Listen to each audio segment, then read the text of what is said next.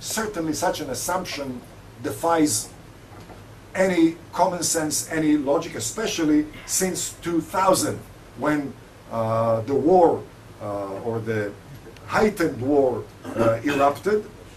And one cannot imagine that there are lines of Palestinians in order to come in. One would expect the reverse. But again, we're not talking here about a study of logic, but a study of documentation. And we're looking for documentation of migration. We found it at the Israeli border police, which acts just like the INS in the US.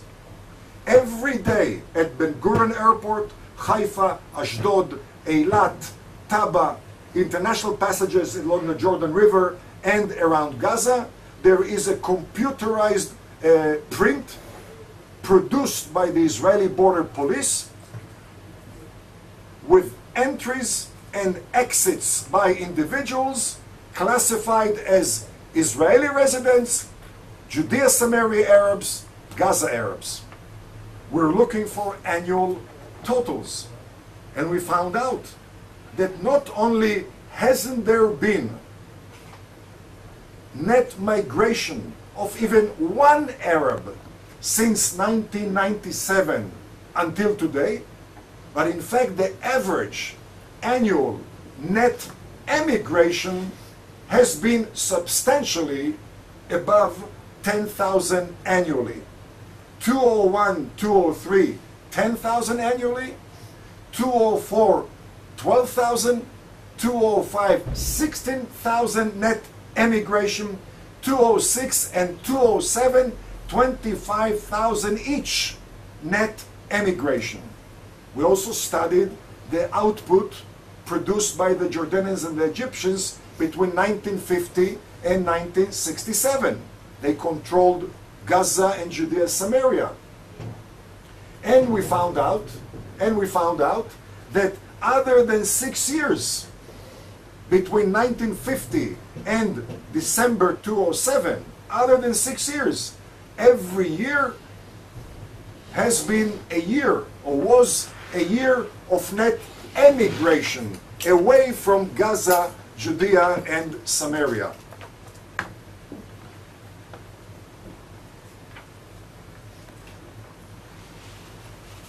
Until 2000, almost all of them were Christians. From 2000 onward, almost all of them Muslims. 2000, level of emigration increased. 2006, with the rise of Hamas to power, it shifted to higher gear. And 2007 and 2008, it is reaching higher level due to the increase of price of oil.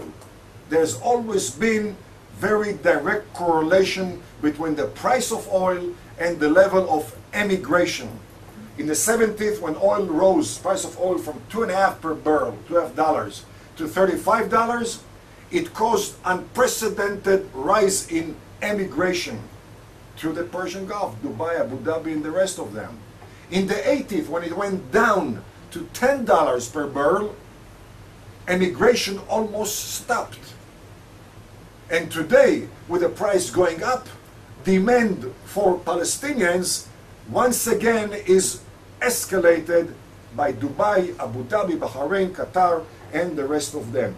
The numerical effect is that if beginning 2001 they expected 50,000 net immigration, this never occurred. We have to make an adjustment and deduct 50,000 annually.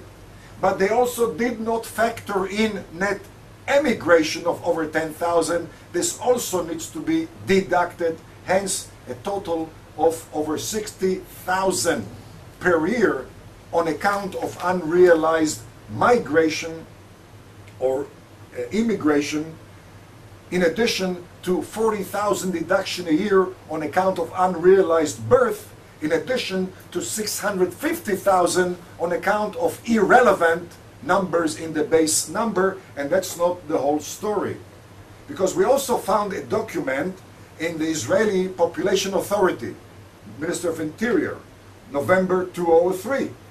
And according to that document, Helm was alive and well in Israel, maybe still is, but was much more so when between 97 and November 2003, 105,000 Palestinians, 105,000, received Israeli cards, ID cards, on account of marrying Israeli Arabs.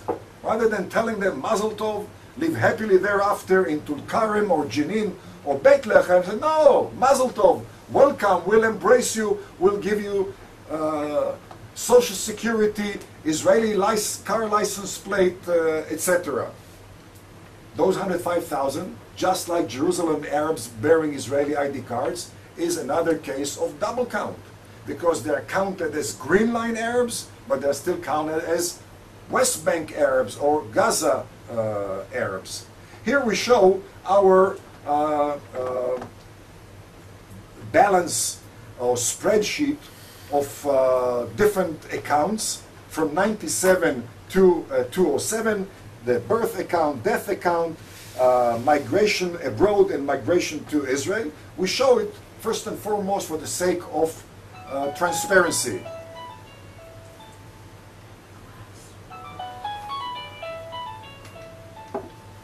This is a real-time online update that another Jewish baby was born.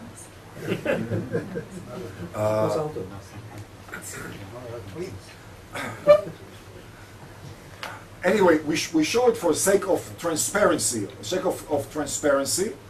and anybody who has problems with our numbers, oh, those are charlatans, they are not demographers, they are right-wingers, whatever, no problem.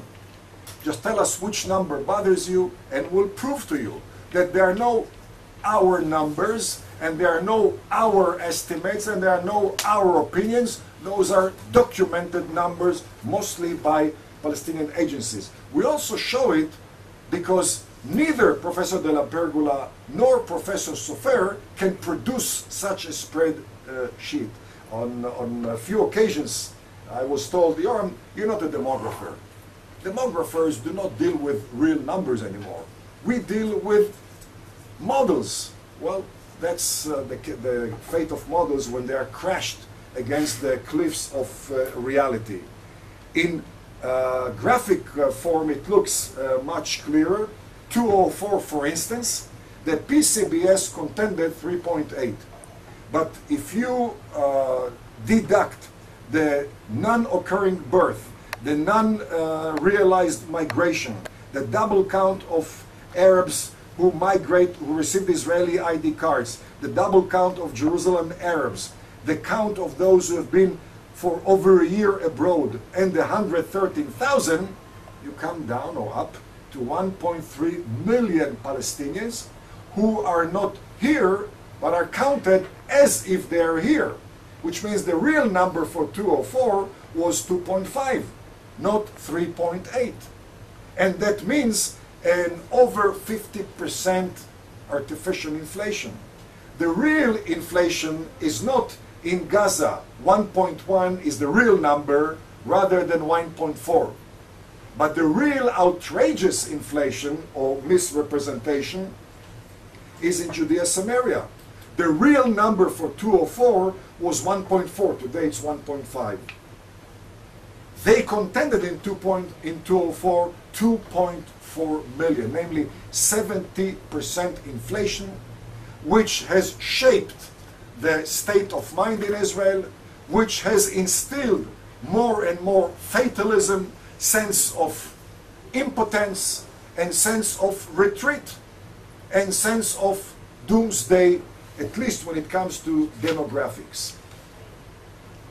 The key finding of our study is not that, I believe, bombshell number, and not even the derived proportion, because the derived proportion of the real numbers is that we are not here 50-50 and pretty soon will become a minority, but in view of the real numbers, we are talking about 60% Jewish majority with Gaza, west of the river, or 67% Jewish majority without Gaza, namely over 98 3.5% of the land between the river and the Mediterranean.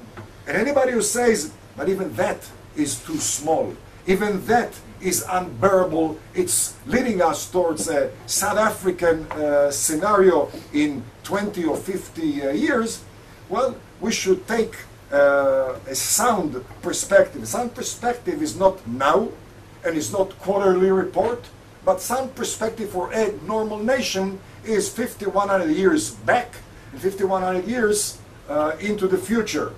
In 1947, Jews were 33% minority between the river and the Mediterranean. 33% minority compared with 60 or 67% majority. In 1900, when Herzl launched the Zionist voyage, we were 8% minority. Namely, time has been pretty kind to us, rather than a source of fatalism.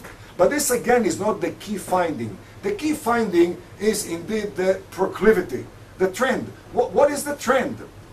Have you just bought us 20, 30 more years of demographic comfort and then everything will crash, will go under? Or is there a new proclivity inside? To determine the trend, we went back to the real numbers.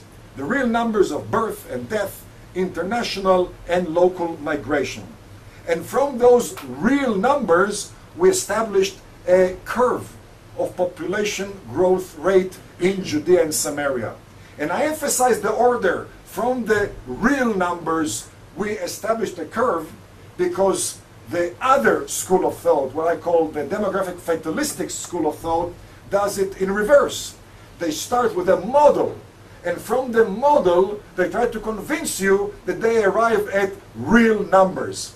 They arrive at very, very soft numbers. And what are the real numbers? The real numbers are very much common sense curve, because anybody who knows ABC about Judea Samaria should have been able to chart that curve.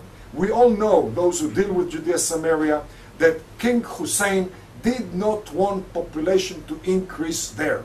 And therefore, he did not establish a sound employment or health, medical, and educational infrastructure. And as a result, very high birth rate was offset year by year by extremely high rate of infant mortality and rate of emigration. Until 67. 67, the trend shifted dramatically because of the interaction with the Jewish state. And why? Just like Shamir used to say when he was in his robust days, kacha. When things are so obvious, you don't ask questions.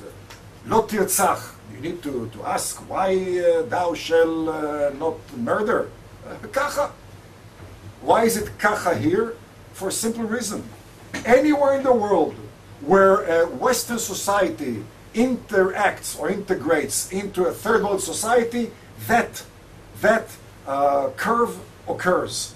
Namely, the first generation displays a huge takeoff in population growth rate by the third world society due to access to medical infrastructure. Infant mortality goes down rapidly towards zero.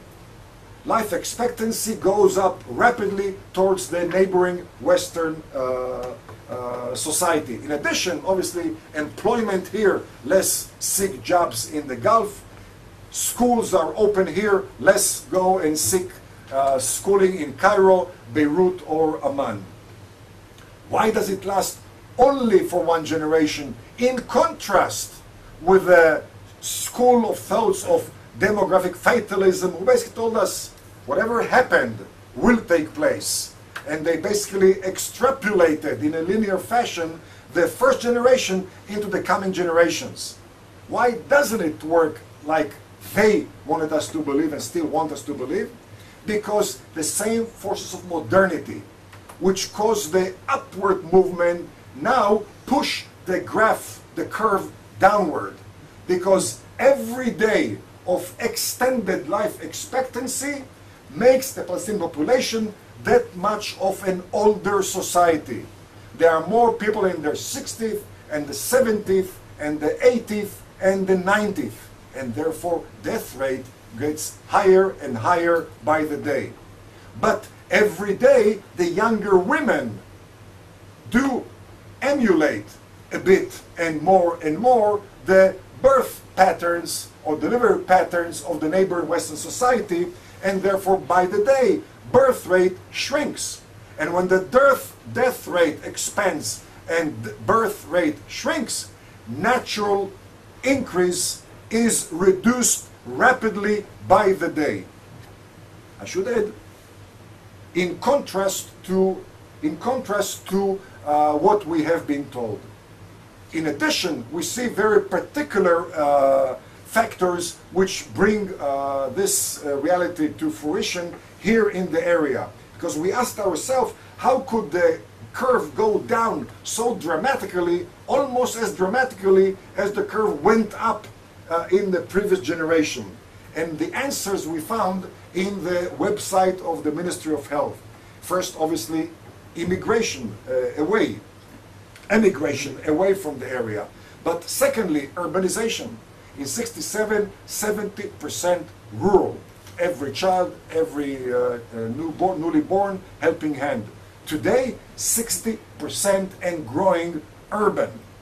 More and more poor, with the 50 or 40% unemployment and very, very much security predicament in the area. Disincentive to produce children. We're talking about getting farther from the village towards the city, also distances yourself from the tradition and from religion. They document all-time high divorce rate. More and more education, especially among women, studying until 18, 21, you get married later. When you compute fertility rate not from 15 to 55, but rather from 24 or 23 to 55, suddenly from very high third world fertility rate, you come down to Western Israeli, Ashkenazi fertility rate. And therefore, in contrast with the myth of linear extrapolation, we have the reality of very robust decline, which applies also to the green line. Look what we see in the green line according to the Israeli Bureau of Statistics. The peak of gap between the number of children of an Arab woman, of an Arab woman and Jewish woman was in 69. Why in 69? Very simply. We interacted in 1949, a generation went by, they reached a peak, and from there decline, just like in Judea Samaria. We interacted in 67, generation went by, they reached a peak, and then declined, just like it happens in other parts of the world. And from 6 children gap, as we see here in 2004, it's 1.5 child gap.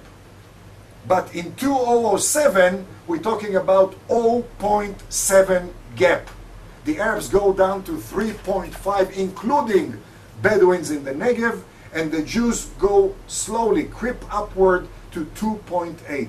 But the element which highlights the demographic tailwind, which is Jewish and not Arab, is the following factor. According to the Israeli Bureau of Statistics, from 95 through 2007, there has been stabilization of number of Jewish birth within the green line. Stabilization of Arab birth within the green line. 39,000 average, 95 through 2007. 2007, it's exactly 39,000. The same year of 0% growth in the total number of Arab birth within the green line, 40% more Jewish birth, from 80,500 in 95 to 112,000 in 2007. That means by the day, Jewish society gets younger and younger. By the day, Arab society gets older and older. And I would add, as a result of successful integration by the Arabs into the finance, commerce, education, medical, political, sport infrastructures in Israel, irrespective of the political dichotomy, irrespective of terrorism. And when you're integrated so successfully into the financial and commerce and banking and education and medical, you cannot be in this connect with the demographics of the environment. And coming towards the end, I'll skip a few things here. World Bank. The World Bank in 2006 produced a survey on education, Gaza, Judea, and Samaria. According to the World Bank, it's on the internet, 91-page long study, 100% enrollment first grade. According to the World Bank, the PCBS projected 24% increase in age 6 registration, namely in birth 6 years earlier. But when the World Bank examined the documentation of birth, they realized there was a decline of 8%, there was no increase of 24%, namely 32% gap documented by the World Gap. They concluded that that gap is due to decline in fertility and escalation in emigration. The two major findings of our study, none of which was classified, none of which was secretive, all of which was in the open, but nobody bothered to examine. And last and not least, the World Bank also documented expanded education, especially higher education, especially among women, again 18 to 21, hence the median marriage age gets older and older, hence there is more and more career mentality, hence there is lower and lower fertility rates. The bottom line of this study, I believe, is that there is a demographic problem, there's no doubt, but there is no lethal demographic problem. There is no demographic machete at our throat. And Jews are not doomed to become a minority between the river and the Mediterranean. And therefore, anybody who suggests that in order to secure Jewish demography, one must give away Jewish geography, that is either a very dramatic mistake or very outrageous attempt to mislead somebody. If somebody wants to contend that for democratic, moral, economic, security reasons, there's no reason for Israel to be in Hebron, that's, in my mind, very legitimate. But the abuse of demography and the employment of erroneous, misleading demographic numbers through that to attempt to change the opinion of the public is absolutely unwarranted and is either an act of erroneous professional practice or an unfortunate act of trying to mislead somebody. I would like to end here and open it for your comments, etc. Frida Keith, Jeff Derby, Aaron Eastman, Marcelo Lopez.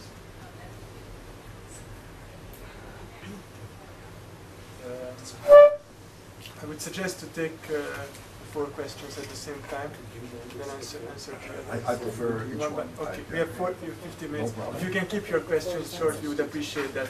Frida first. I had several questions, but then I'll just stick to one. What happens when you go to somebody like De La Pergola and you present your findings and your statistics? Do they listen? Does he listen? And what is his response? De La Pergola started by saying charlatans, right-wingers, don't even pay attention. The latest, we had a debate, the latest one when he said, okay, Yoram, let's assume I accept your current numbers, but as far as projection, you're absolutely wrong. That's quite, I would say,